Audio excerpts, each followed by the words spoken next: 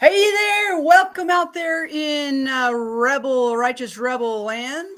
You are here on a Wednesday, January 4th, with Jen Saunders and our special guest who's in the green room for a live and unscripted interview. I love these interviews. And if you're new to our community, which I know several of you are, thank you for finding us. Thank you for hitting that I want to be a part of what you're doing button and joining us.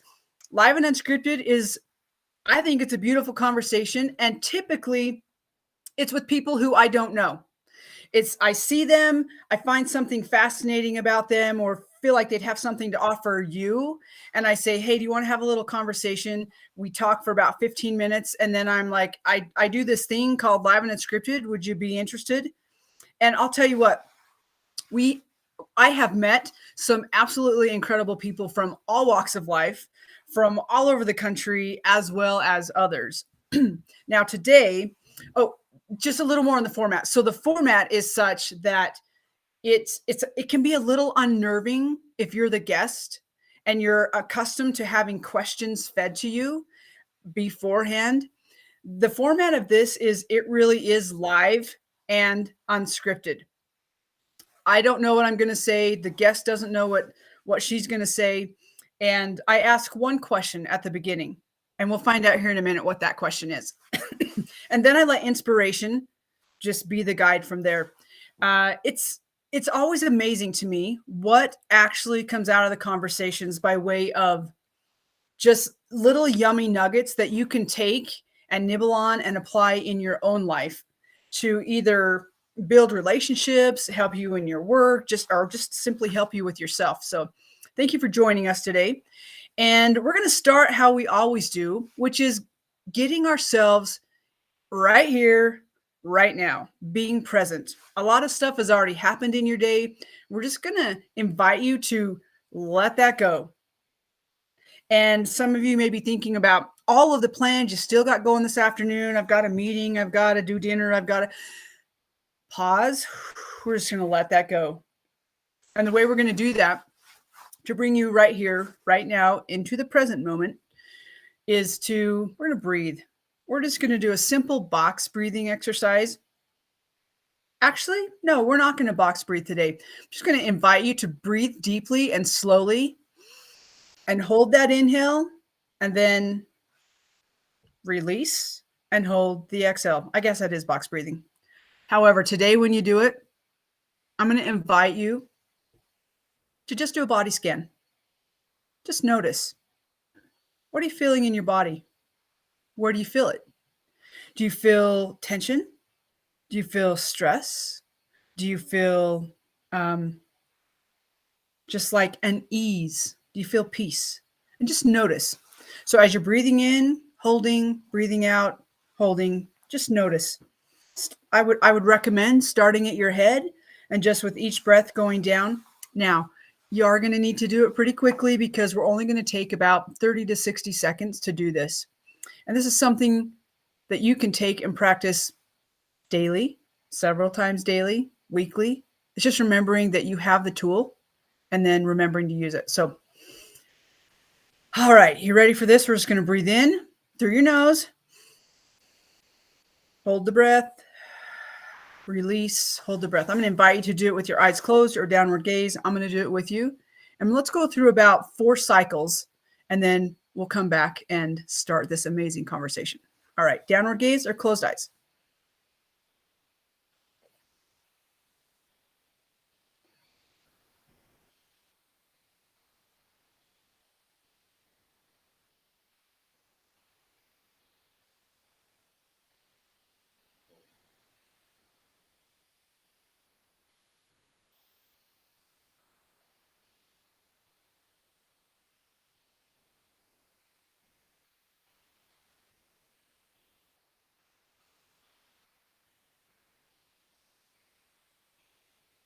Let's go ahead and finish out with one more big deep breath in and release.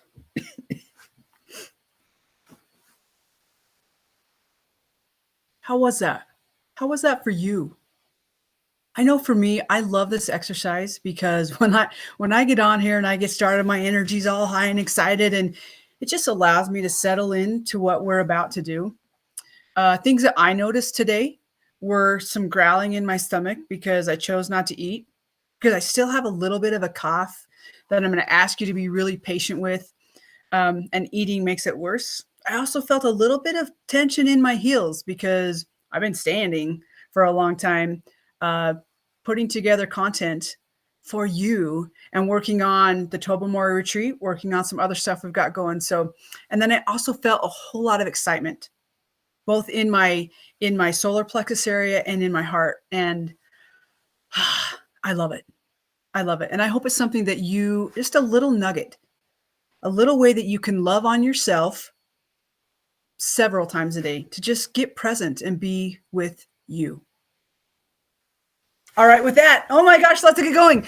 Our guest is actually somebody who I know. I've met her twice. We have hung out in 2 different locations together.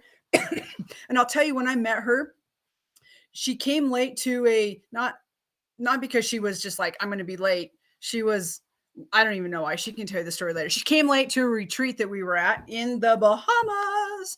And when she walked in, I felt the energy of the room change in good ways.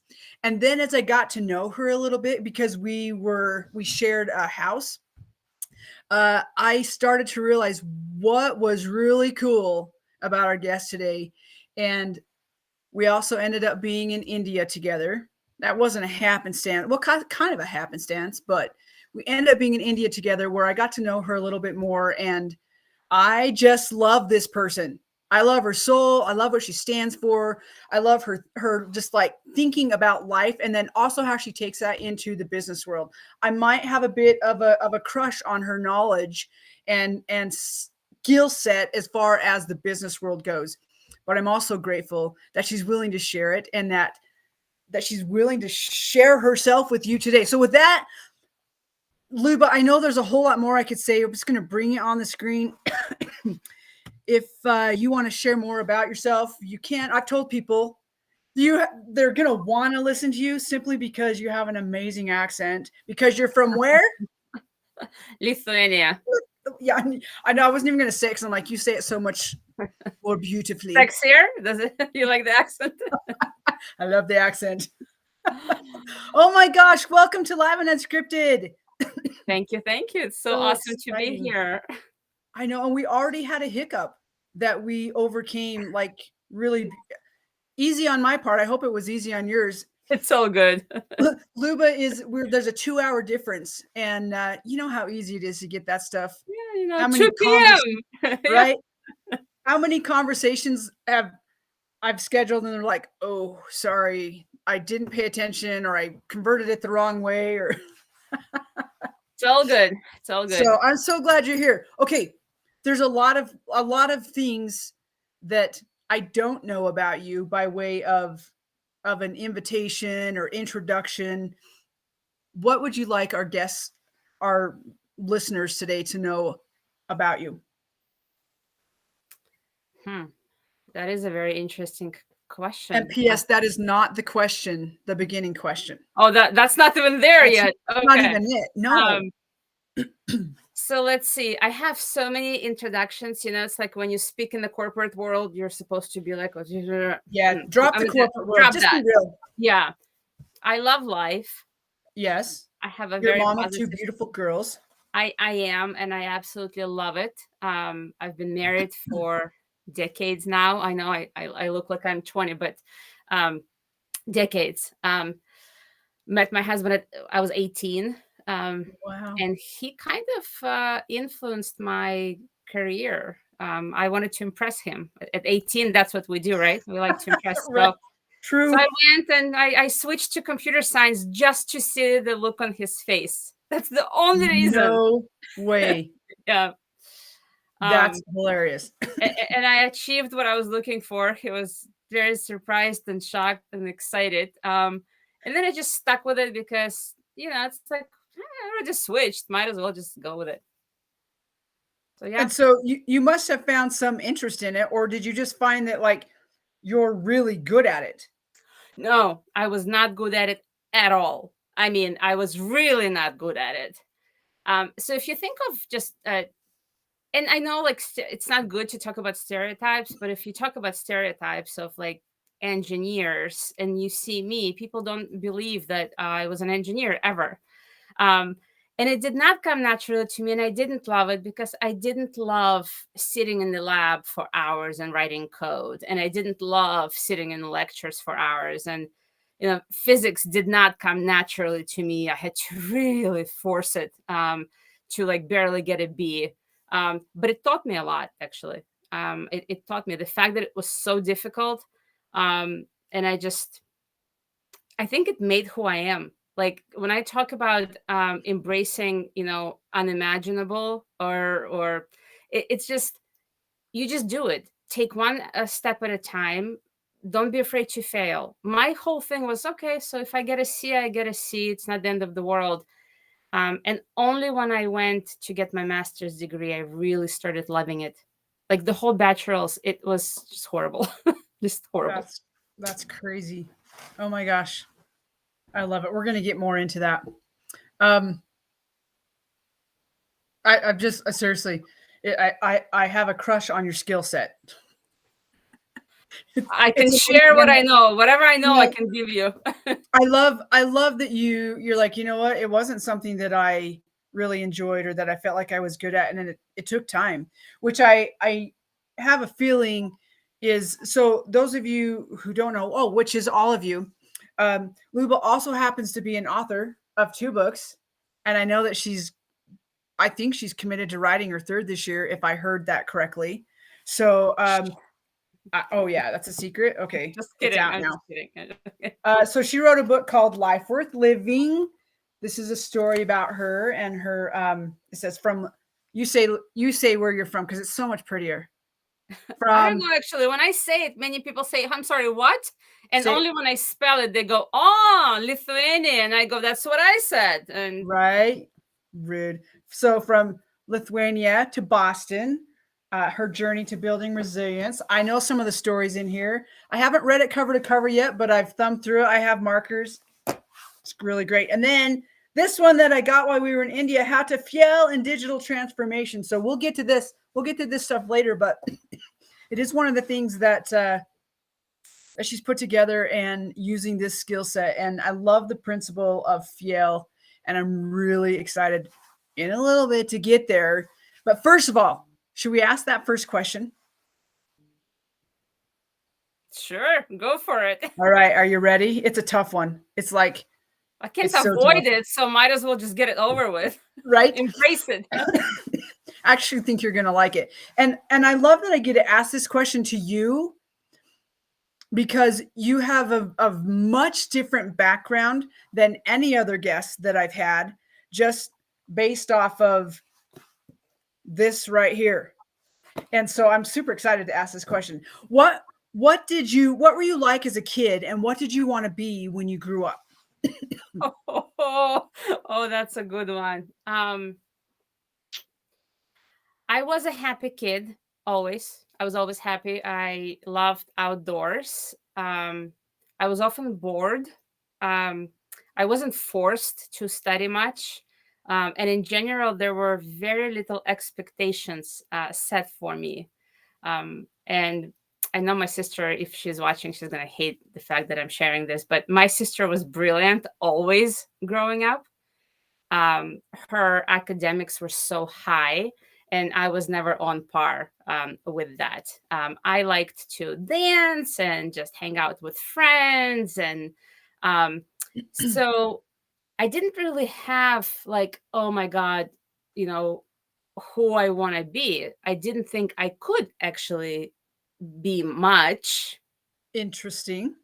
So there were doubts from what I could potentially accomplish from very early on.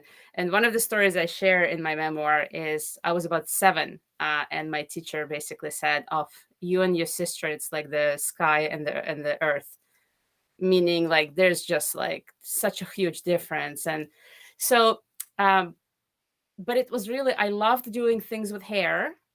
So for whatever reason, because that's something I could do and I was good at, there was this Luba is going to be a hairdresser. Like that's what I heard. I still haven't achieved that goal. It's still on my to-do list. That's awesome. So I love that it's still there. It's still there one day. And a dancer. That's what two things: a dancer and a hairdresser. I gave up on the dancer. I will dance, but I don't think I'm gonna do it. I've watched you move, and you like. I was like, I'm out. That girl can move like that. I'm out. Okay. I got the moves, but maybe not professionally. I don't know. Yeah, professional, smessional, whatever. Dance. I saw your moves. They're good. Still and you make enjoy it that look very so much. like literally. I was watching and I'm like, this girl makes it look so like it's just in you. You can tell when it's just in somebody. And I watched her and I was like, that's in her. Like that is her. I love it. I love it. And I do dance like nobody's watching because I don't care. Like I'll go for it. Even if it's an offsite at work and there are many serious people around, I'll still go for it. Okay, I'm a little bit on freak out mode at the moment that you just said that the phrase dance like no one is watching, because when you told me that the being a hairdresser is still on your list, I was thinking about dreams. And many years ago I wrote a song called it's been that long. Anyway, it has a line in it called dance like no one is watching. And I wrote it on I using the guitar, and I haven't played a guitar. I don't really play the guitar. I play around on the guitar. And the other day I pulled out my guitar. We had some friends here and they're like, "Oh, you play the ukulele?" I'm like, "Well, I play around at the ukulele." And I thought, I wonder if I could even remember the chords from like they're different on ukulele to the guitar. And I thought, oh, I'm just going to try. I'm just going to You see if did I it, can. didn't you? I'm going to You see if I did can it. remember this song. And then I'm like, oh my gosh, my fingers pretty much knew what to do. The bridge, I've still got to figure out where the chording is for the bridge. But I thought, this is like our dreams. They don't go away. They just keep tapping, and they're like, I'm still here. All you got to do is like get out the thing and start doing it. And so that I just had that thought, and you said the line, I'm like, that's freaky. So I guess that's the first tidbit: is your dreams don't go away. They just keep some of that stuff on your list. And you know what? If Luba becomes a hairdresser at 65, sweet. Yeah. She's I'll got a take few it. years to get there. That's You got awesome. hope. There is hope. There's always hope. Okay, so I a question came up as you were saying, I didn't really think that I could be anything. What where did that thought come from for you, or do you even know? I Um, think that's an important question, yeah. because all of us have thoughts like that at some point or another, and I don't know that we really explore where the thought came from. We just think it's our own. So maybe not anything, because again, like hairdresser and dancer, so I Right. could definitely become something. But there are a couple of things I think where kind of that came from. In general, I grew up in former USSR. There are so many opportunities here, and you don't have to go to Harvard or MIT or whatever. You can go to any school, and if you work hard, you can enjoy life. You don't have to go to university at all and still enjoy life, right? It's just, but over there, it seemed like there weren't that many options as I was growing up, and people weren't talking about university. It's almost like here when I was a freshman in school, everyone I was friends with, they were all talking about going to college. There wasn't like kids that I knew. Being here, it's almost like it wasn't even an option. And over there, it's only like the best of the best of the best academically would go to college. And Well, soft skills that mm, are impeccable. I know that for a fact now. Were just not valued in the former USSR. right. It didn't matter if you weren't great at physics and math. What can you possibly do? That was kind of like the mentality. Yeah, that makes sense.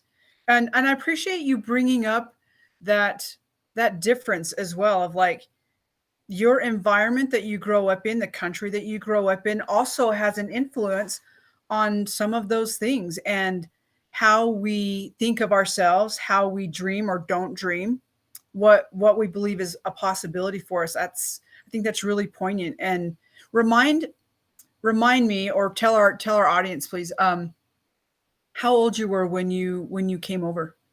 I was 14. Okay. So I finished the 8th grade, and then I came here as a freshman in high school. Did not love that particular year. I would think that would be incredibly challenging. I could go back and just kind of skip that one year. I would. So let's go there. Let's go to like you're moving to America and all of the change that comes with that. I mean, because we've already established you love dancing, you're still at some point or another going to be a hairdresser, but not really sure like what you want to do when you grow up because the opportunities haven't been shown to you. So you're 14 now, which is a really impressionable, tough age, let alone to, I mean, moving from one house to another or city to city, let alone to a completely different country with all the different thinking and different mindsets. Like, what was that like for you? And when did you start getting this glimpse of like, wait a minute, or did you like, I could do that, or I could do that? Like, what was that experience like for you? So it wasn't quick where I could say, oh, I could do this and I could do that. Because remember, you come as an immigrant, you have no money.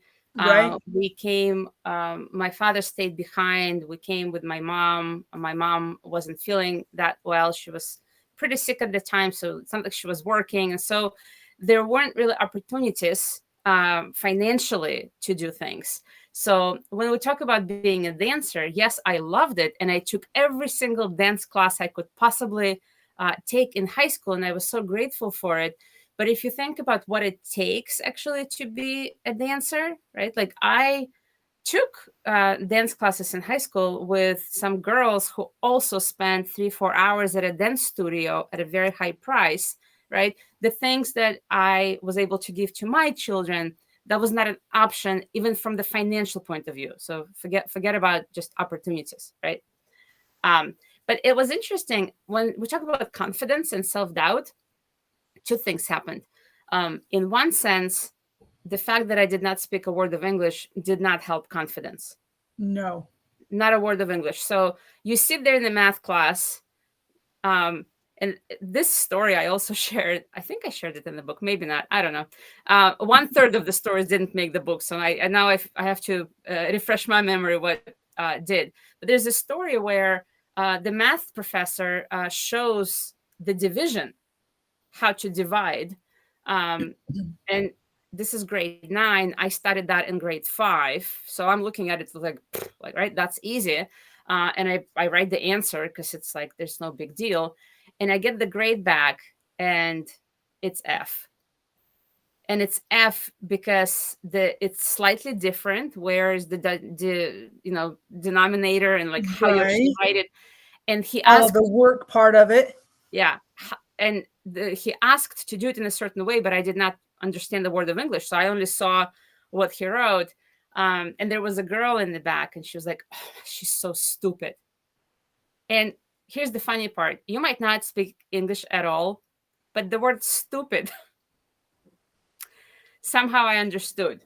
So the not speaking English did not help my confidence. However, when I did learn English a little bit, and it took a while, but I think by grade 11th, Oh my the word. confidence in my math ability was extremely high because I was not a dumb kid, and my math was very strong because I did go to a very strong school.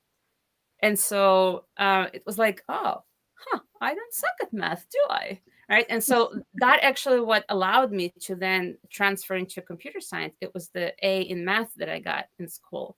So that Wow. did help with confidence, for sure. And English came eventually. I mean, I'm Well, speaking to you and now. So. yeah, yes, English did come. Well, and I think the piece of this story too that um you as a listener can take away is like the role of the teacher. Like if your teacher at that point, like he had such an opportunity to influence you for good or to like lower and keep you in a lower confidence state. If he would have said like, wow, you got the right answer. You've done the work differently. Maybe there's so many ways you could handle that, and that would have lifted you up, encouraged you. You know, maybe some of those things that took longer to learn wouldn't have taken so long had you been given the opportunity to like. So you as the listener, pay attention to that kind of stuff, and instead of just automatically going to an app, ask the damn questions. Ask the questions. And maybe he did and I didn't understand him. So right? So like just be aware that there's always somewhere a communication barrier, and to do the best that you can to like make it thinner or help it go, whatever you can, so that there's communication and that you're building people up versus keeping them down or even just tearing them down. And to remember that no matter what language you speak, stupid is understood. Yeah, that's a good. If people just remember one thing, just remember that one. Right? Oh, that's crazy. Yeah. As you were talking about getting an A in math, I thought, there you go, girl in the back of the room. Oh my word. Okay, so you start gaining confidence through language, through recognizing that you're a whiz at math, like you're good at it. And you've already said that you weren't sure what you wanted to do, but you met a boy who had that influence on what you did. And so I'm like, I'm not even sure where to go with this. Like, talk about that piece. Like, what was it about another person? Because lots of people do this, that you're like, I'm going to go into this thing that I really don't know. I would imagine the confidence there wasn't super high. Like, how do you make that decision to jump into that and then to stay in it long enough to like rock it?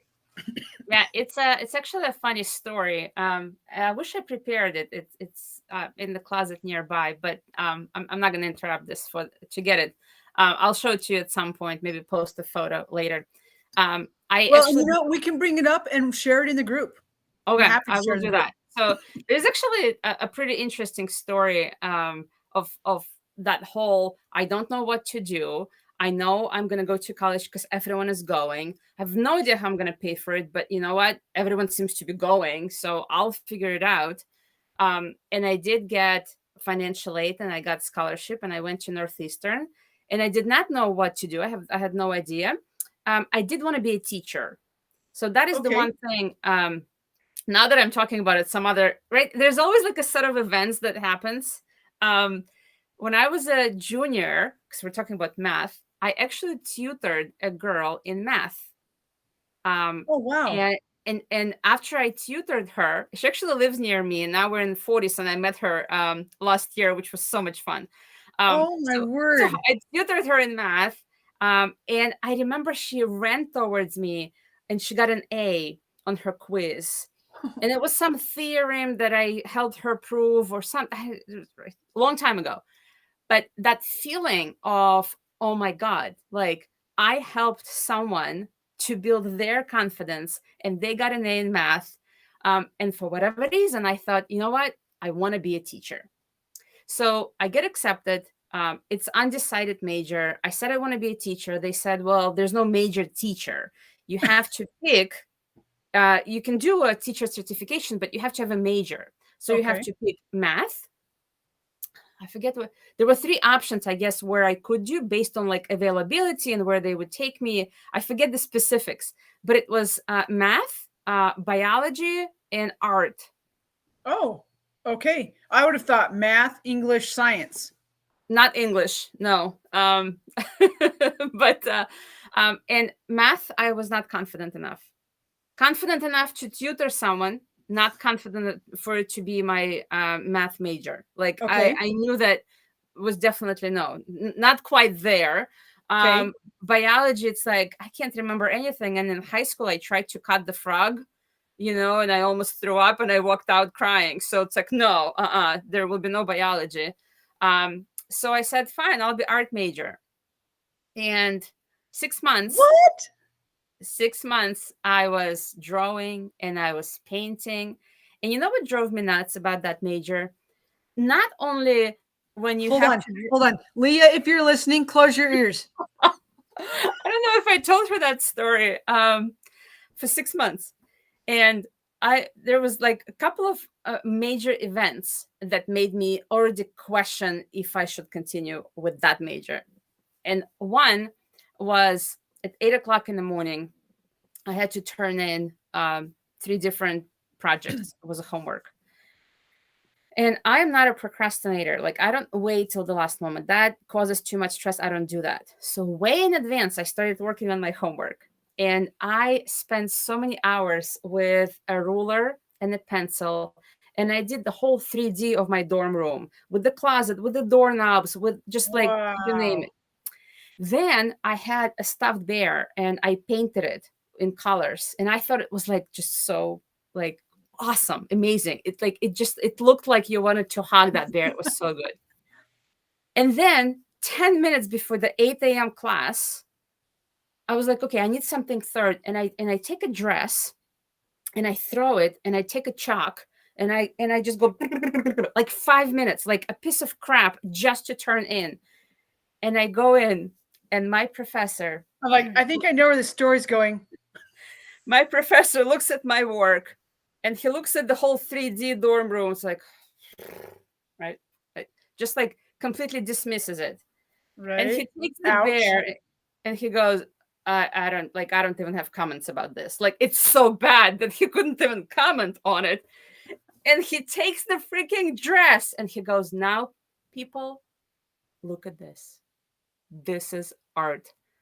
And I just sat there and I'm like, you gotta be kidding me. Like, in math, you get it A, you don't get it F, but at least it's like, okay, like you know where you stand. This, Yeah. so that just drove me nuts. The So whole like, subjective. oh my god, it wasn't just like the only time. It happened so often that I just, yeah, it just wasn't. And the thing that I was gonna show you, actually, the sweater that I weaved out of file folders with an X-Acto knife. What? The only all-nighter that I pulled, my friend Anna, who's probably watching or will be later, helped me. She stayed in my dorm room. And that was another thing. I turned it in and I was like, that's what I didn't sleep for. And then I saw other kids doing foldable umbrellas. And I mean, it's like the kids were so talented that I also saw that I'm just not on par. The self-portrait was another big one. It's like there's self-portrait and then there's me. It's like, who the hell? Like, yeah. I had to go. Like, art just wasn't working. Well, and I love too that you gave it a go, and I mean, I'm hoping you didn't just totally toss it away, but use it for your own. Actually, you do use it for your own because, like, the embrace uncomfortable, like the stuff that you do, your art shifted from. Because I'm just thinking, how many people under those circumstances would be like, I'm done. I'm guilty of this. Of like, if it's not going to look good or someone's going to judge it, I'm just not going to do it. Like I go through moments of that, and I love this idea of you recognize that you didn't like the subjectivity of all of that, and that the comparison with everyone else and their artwork, when yours probably was amazing in its own right, but I love that you took it and you shifted it in ways that creativity now comes out in your speaking, in how you teach, because you're My kids' teaching. art school projects, I hope their teachers are not watching, but their middle school, I think, was more like me doing their art. But yeah. Yeah, it's just, I love that just the shift in that. You didn't just toss it aside. You're like, I'm going to use these skills in other ways that feel more comfortable, and in ways that I feel more comfortable teaching or presenting to the world. Although I am going to extend an invite and a challenge that when we start doing some art things on here, because we're going to, that you participate, please. I'll do it. I know you're up for a good challenge. Why not? So, okay. So you're going to be an art major. So the question we were asking was, Oh. how do you decide to go into this thing when it's really the thing the boy likes, but how do you get in and just recognize like, wow, I'm actually pretty dang good at this. So Took again, time. I think it comes, I had done a lot of like self-reflection and lots of books on, what's happening in our brains over the years, right? So I could kind of self-reflect and think, why did I do it, right? So first of all, when you're hopelessly in love at 18, you'll do many stupid things. So switching to computer science was actually not the worst thing that could have happened, right? True story. True story. Could have been worse. Could have been worse. But I met my husband 2 weeks into freshman year in college, and he was working on his PhD, and he was extremely smart. And I think he was maybe planting seeds along the way, like you would be really good at it. And I would say, what makes you say Ah, that, right? So he did build up the confidence. I still don't know like why and what he saw in me doing what. Maybe he just didn't see me as an artist, and it was kind of like his way to get me kind of like help you away see from the it. door. Yeah, like just get out. We don't know what's gonna happen later, but like this isn't it. Um, and so yeah, and I figured, you know what, I'm gonna go and I'm gonna see what happens. Oh, I also remember that I was really upset because I could not get into the art classes that I needed. So it was like Oh, you had so many prerequisites, like you cannot do this before you do this, but you cannot do this because all of these classes are taken and they're full because all the architecture folks and the art, they were all taking like the basic, first year classes. And yeah. so I kind of got fed up. I'm like, how am I supposed to continue with school, right? If I can't get in. Yeah, if Uh, they've not helped create a path for success for so it everybody. was like a couple of things all together, right? It was just this person praising my dress, which I thought was crap, and like not praising the things that I thought were amazing, and like all of it. And so I went and I said, hey, what would it take? And because I got an A in math, and it wasn't anything, it was like pre-calculus, I think. I don't even remember. It wasn't anything like super duper complicated, but I got an A in this math class, and they said, girl, A in math, computer science. They had like they could count on probably one hand the amount of girls they had in that program. So Right. it was so easy. Seriously, I think it took like 5 minutes for them to just now you're a computer science major. Wow. Wow. That's crazy. Okay. So that's something that you continue to practice today, or has it shifted into, like, what has that shifted into? So Because I know you yeah. speak. She's a speaker as well, and she's very good at it. Um, how does that? We're going to go to India. I really feel like we've got to go to India and talk about some of that. But I'm working my way, trying to find the way to work I my feel like way we there. need 3 hours to cover the I whole thing. I thought that same thing earlier. I'm like, this conversation could take up a lot of time, and I've got to create the way to keep it, an hour-ish. Yeah. Or we'll just bring you back. Sure. We'll do it in decades, right? Cover just one decade of my life in 1 hour. That's a great idea. So it's interesting that you ask what I do now, and I don't write code now. I did though for 7 years. For 7 years, I was a hands-on engineer, technical world, all in. But the interesting thing, and I almost feel like the universe works this way. Like I loved the creativity. I love the art side of it, right? And so it's like it almost like made full circle. And I wanted to be a teacher.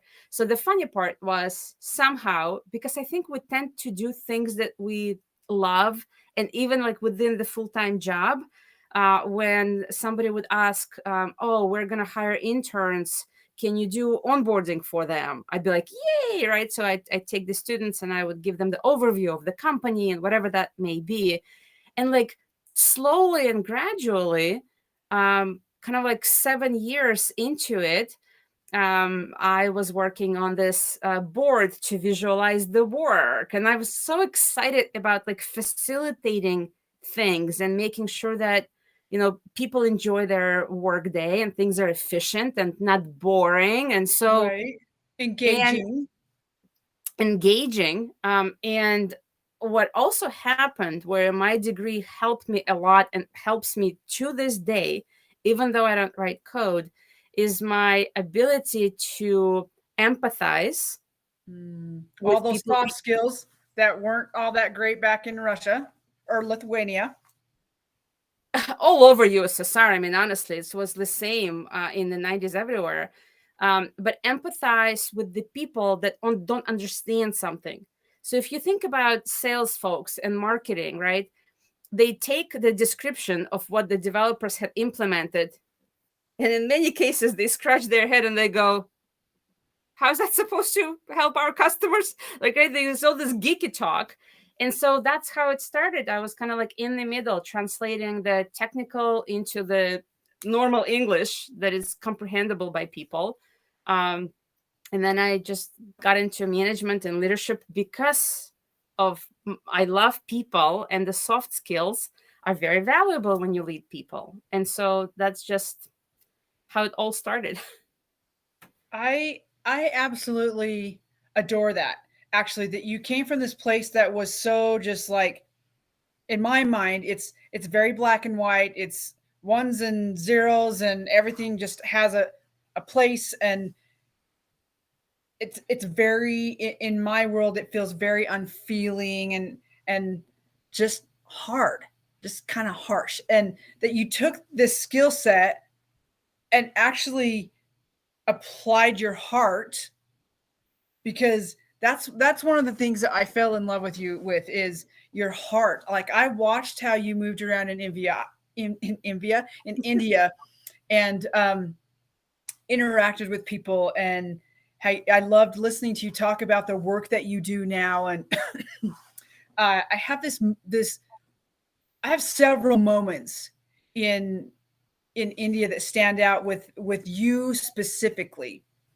And I think it has to do with what you're just talking about, this intelligence that you have, that you were able to take the soft skills that are really you, that are very, in my opinion, very intrinsic in you, and put these things together in a way that actually works for you. Like, it's fun to watch you talk about the work that you do, because you light up.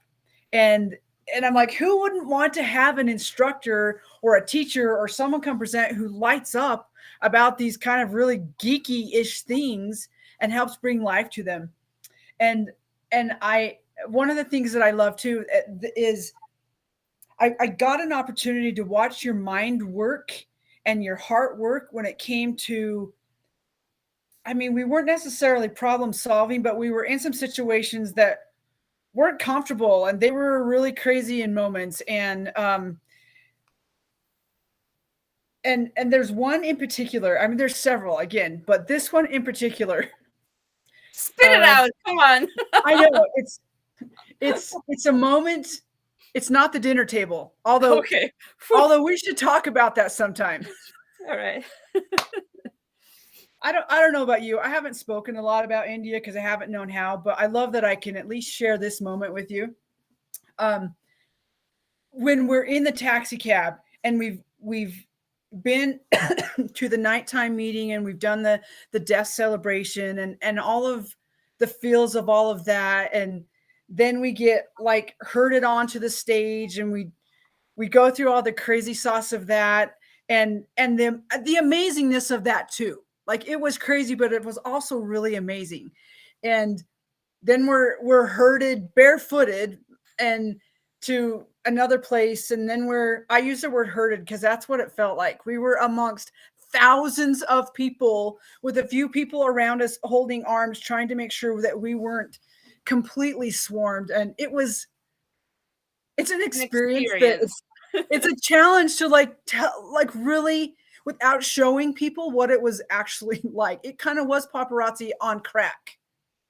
Um, and we are rushed back to our taxis, which were very nice, and we're just stuffed, literally like stuffed 3x3 into these cars with people like pounding on the windows and asking for selfies, and we're driving off and they're pounding on the, and I remember I'm sitting next to you and we're like, what has just happened to us? And what is going on? And I hope that at some point I get reunited with my sandals, and we're going through this whole experience. And I remember sitting by you and just listening to you process it out loud. Some of the people in our car were a little more agitated than others with the experience, and it was just fun to listen to you be like, wow. Will you share in what your thoughts were in those moments of like how you stay positive in crazy moments, and in moments where, not that this particular moment, in confrontational moments, let's just say that, in moments where there could be a lot of tension, a lot of explosion, because I'm sure you, excuse me, come across that in your work situations. We definitely come across it in our life situations. I just loved how I got to listen to your brain and your heart work in these moments. Will you just share from your heart and your thought process what that was like for you and how you managed through that? So it's I know interesting. I know I'm asking a really big question because I was there, and I know that we have made a pact to move forward in positive ways. So I know what I'm asking you. So it's funny you should ask me about that particular moment and what went through my mind. I had just did a presentation, and I'm doing one tomorrow on defining corporate chill, how to reduce stress in corporate America. And I do share some personal story during the conversation, not to spoil it for people who are joining the conference tomorrow, but I do stay calm. I stay calm in the most horrific, and I mean, I don't want to say horrific because everything is in comparison. But I do remember moments, like when one of my kids broke her leg, right? And they're pulling the ski boot off and she's screaming. And I look at my husband and he's melting. And I'm like, and I do have the ability to just like not lose my shit. Do you think some of that came from spending 14 years in another country, in a former Soviet country, like, or I is mean, it just part of your nature and character in general? no, I don't think it's part of the nature. Maybe some of it is, but I actually talk about it in the memoir because I share my the story of immigration, how difficult it was, the story of my parents and my grandparents, and how they went through World War II. And I make a reference. It's like we all have a library of crap, or the things that happen to us, right? And if it's almost like the more challenging things are, you put them in this library, and then whatever else comes your way, you kind of like compare it. And if it's less stressful than anything you've dealt before, it's like you just shrug your shoulders. If it's more, then you just add it to your library, and it makes you more resilient, right? And in the moments in the corporate world and in the India and in that cab, this is what goes through my mind. In the big scheme of things, none of this stuff matters, because I compare it to the stories from my aunt hiding during the Holocaust for 2 years in the basement, right, and being this close to being killed, and like and then there's so many stories out there, right? My father had so many strokes and was sick for 25 years. And, it's like, and then my daughter was diagnosed with cancer, and like she went through this shit. And I've seen kids who probably are no longer with us. And so in comparison to all of it, even not speaking English at 14, it doesn't matter anymore, because it's all in the big scheme of things. So in that moment, my bag with my wallet, with my hotel keys, with my cell phone, with everything, because there's a bag. It's at the corner of the stage, and there's us right in the front. Now, I didn't take anything with me, not even the piece of paper with my speech. I left everything. I got to the podium as is. I did my speech. I sat down, and then without it being kind of expected, we were rushed off the stage. So yes, there are no sandals, there's no wallet, there's nothing. Right? Everything is somewhere. Did your person I like, did not see my person at that moment. I had no idea where they were. What was I know, happening. I was just hoping, I hope Harsha was my person. Thank you, Harsha. I'm like, I'm hoping she still had, luckily I knew I had left my shoes in a cab. I just didn't know like what cab anymore. But when you were saying I just set my stuff on the stage, I was like, but honestly, in that moment, I was also thinking, okay, my passport is not with me. So my passport was the only thing that I cared about because right? I wanted to come home eventually. Everything else, they would give me another key, and you know what? I have another pair of sandals. And it's like if someone grabs my purse, great, then maybe someone can use it. But I also did trust the folks that were there. And so when Shubham told me, don't worry about it, someone will grab your bag, I trusted him that someone will grab my bag. And you know what? He was right. We got out of the cab and my bag and my shoes are right there. And I just shrugged my shoulders, took it, and everything worked out. Yeah. I love that too. I remember that moment of like, oh my heck, my stuff is right here waiting for me. It was a beautiful moment. And I But love it's that you also, we couldn't control it, right? If you can't control it, what's the point of stressing about it? I love it. I love it. And so do you take that into, there's a different question. Where did you start learning that? Like, and then how to apply that into your world of like, I mean, because we hear that if there's nothing you can do about it, just don't stop stressing, just let it go and trust that things will happen. It's really easy to say, but how did you come across that in a way that you're like, wow, I actually can apply this and it means something to me. It actually works. I had a very defining moment a few years ago. And it was, and I don't want to get your audience like too sad here. Hey, this is what this is all about, is being real, because someone's going to relate to what you have to say. My 14-year-old daughter, after the first round of chemo, turned to me and said, Mom, I am glad that I have cancer because I get to spend time with you and you're now not traveling for work. Now, three major things happened in that moment.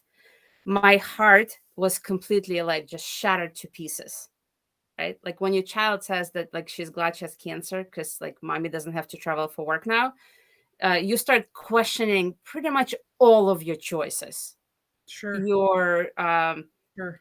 all your life choices from like the right early on. I definitely knew for a fact that I wasn't getting the best mom award that month. Like that wasn't happening. But it also made me think the reason why I called the book Life Worth Living, and I wrote that book while my daughter was going through chemo. That was my way to keep my sanity. And what is life worth living? Like, what's the point? And so when I was writing about different stories and thoughts, I realized, okay, well, from blaming to healing, there was a reason why I wrote that chapter in there, because there was a lot of leftover, right? Blaming this person, blaming my dad for not coming with us, blaming my mom for dad for not coming, and dad for mom, and oh my God, right? We all have the stuff. Vicious cycles, yeah.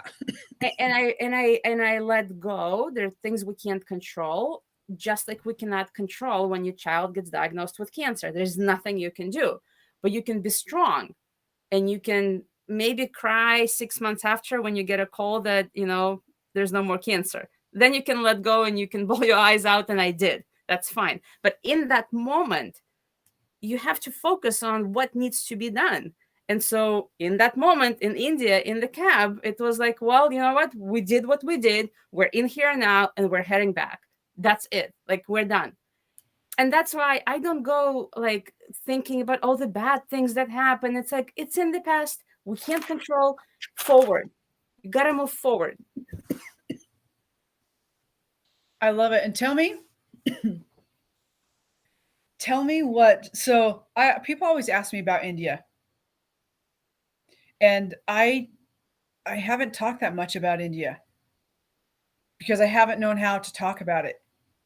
And but what I do tell people is it was an amazing experience. And being on that stage, as crazy as it was an amazing experience. Um, but the best parts are people like you. Like that's the best part of India for me.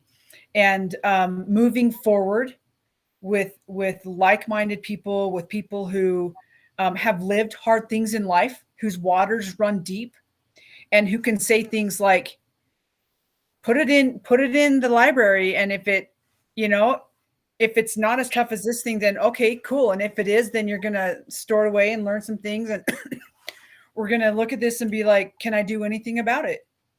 And if you can, then you will, and if not, move forward.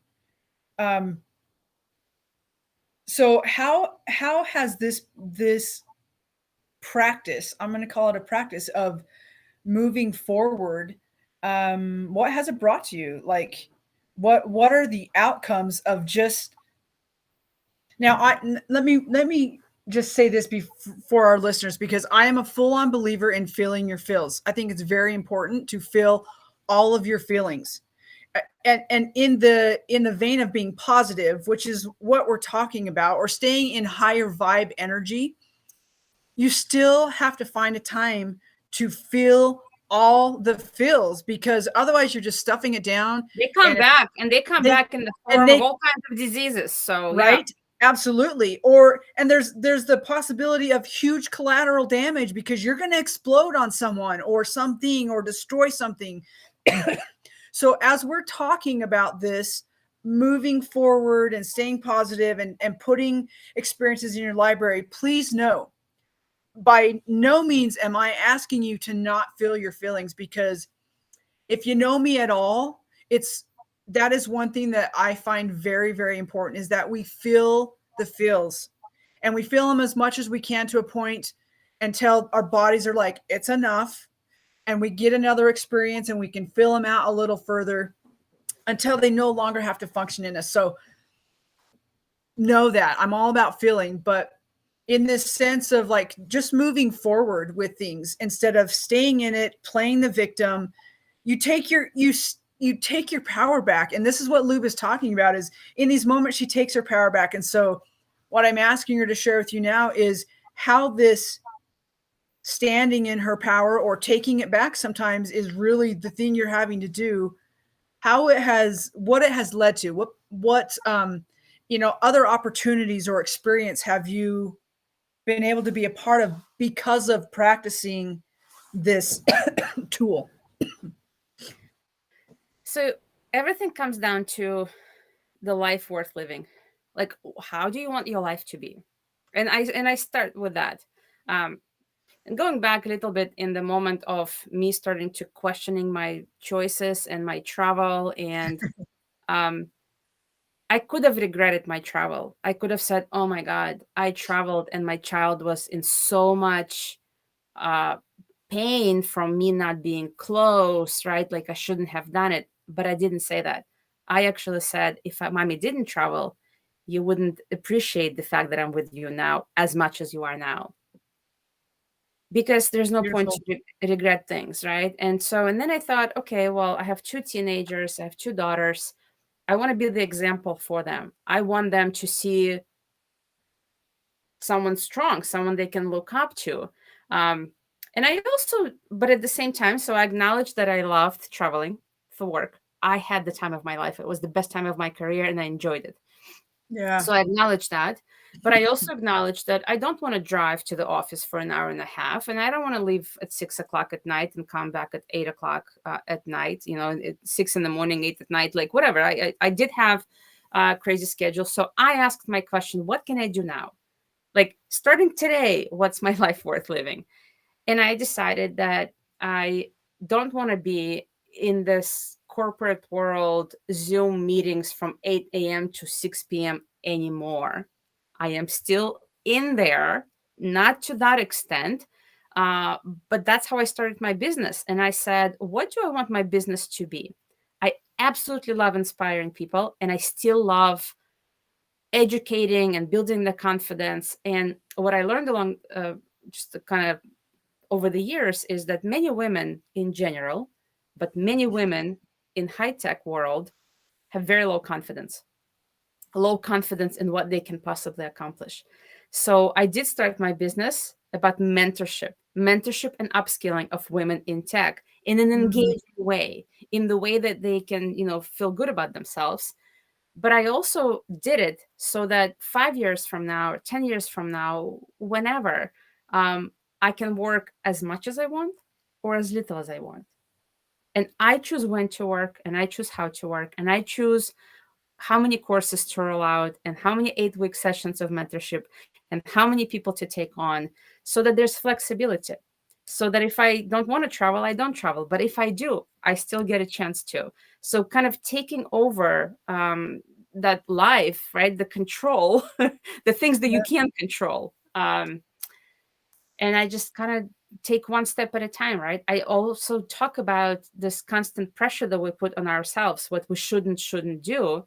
Right. Um, right. And it's like, no, you do you. Like, I decided that I want to do that. And I decided that I don't want to quit my full-time job, because that allows me um, other opportunities. But just have a conversation, decide what you want your life to be. And if staying and talking about the bad things that happen, if it helps you get there, great. But if it doesn't help you. So speaking back to India, right? 'Cause you asked a question and then I went off. I spoke in front of a lot of people, and there was a difference between many of you folks and myself. I did not have a public speaking experience. I only spoke once or twice in front of a couple of hundred people. That's it, right? And so to me, it was building my confidence that I can do it. Yes. Right? That's huge. That was like overcoming this, can I or can I not do it? And I did it. Now I felt confident to maybe play with the idea to do a TEDx talk. Um, yeah, maybe we'll see. But That's just a matter of when. it's just a matter of when, but taking small steps. And to me, my life worth living is moving on, doing more speaking engagements, getting better at it, rolling out the Women in Tech mentorship program. To Which is me, that's aligned to the life worth living, not thinking about the taxi or that stage on my bag. No. And so that's how what it helps me. Does it help me achieve my life worth living, or does it not? And if it right. doesn't, screw it. I love that piece right there, because that is the other beautiful, most valuable thing that I took away too is one, Luba, I would have never guessed that you, I'm going to air quote this, weren't a public speaker, because you know how to carry yourself. And whether you're, if you're the listener, public speaking doesn't mean you have to be speaking in front of thousands of people or even 200. Putting yourself out That there was my is assumption, though. absolutely. And so let's just knock that one down for the listener today. Like, it doesn't mean that. Can it mean that? Absolutely, it can. But I wouldn't have known that. And so I love that I just learned that little tidbit about you, and that you used the experience as a confidence building thing to springboard you into the other areas, which I'm loving. I would love to I want to make sure that one, people know how to get a hold of you. So if you're a woman in tech and you want the skill set that Luba is offering, we'll make sure that you know how to get a hold of her. But I love that you speak about the confidence piece. You're like, I didn't have that. And so I went and did this really big, scary thing. And this is now what I've springboarded into. And I think that's what it has been for me too, is, I've wanted to do some things for a long time. I've toyed around in them. I've flopped and fumbled around in the mud and the muck. And, I've had confidence. I've lost confidence. I feel like I lost who I was. And India brought those pieces, the experience of India brought that back to me. And I love what we have springboarded into as well, which is actually building out Righteous Rebel. Getting to play with all of you guys makes it so much more fun to know that you have people behind you. And this is a tidbit I'm telling to the listener today too, is having people behind you and beside you who honestly and authentically support you in what you do, and say, I got you. Here's how I can assist you. What can I, that make all the difference for me. And I love knowing that, we don't talk on a regular basis, but I love knowing that I can reach out and be like, hey Luba, here's this thing. Or hey Luba, I'm on a struggle bus today. What you got for me? Because we're all going to be in those places. And having people around you who know how to live the principles of, is this worth living in your life? I don't even have words for the value that holds. And so it's part of why I love bringing Live and Unscripted to you, is so that I can introduce you to the amazing people in my world that make a difference, in hopes that something they have to say through their life experience, or their work that they currently do, or their work that they're putting together in the future, may have value for you, that you can start expanding your networks of like, wait a minute, I heard this interview once on Live and Unscripted, and that really stuck out. And you can come back and be like, how do I get a hold of that person? How do I have the magic that they hold, and sprinkle some of that into what I'm doing, so that I too can have the confidence that I feel like I'm lacking. And it's not even that you're lacking it. We just forget to remember that we're confident. It's already in there. Sometimes we just need people to help show it back to us, reflect it back, or pull it out of us. So I love that the theme of today really was confidence. And so let's end like this. What would be three books that you would recommend to people, and then just 3 simple life lessons that you live by beyond life worth living? How do I want it to be? What are some other things outside of that? Man, books recommendations. I have to look at my Audible. Right? I see you flipping through it in your brain. Yeah, that's like, there's too much in there. The one that I listen to a lot of business books. Yeah. And the last one was about how to be a TED speaker. But yeah, that it was a really, really good one. I listened to a couple once. I'm pulling up Audible because now you're putting me on the spot. I'm all about unscripted, but man, don't ask me to remember things. Right. I always have people ask me questions like that. I'm like, where's my bookshelves?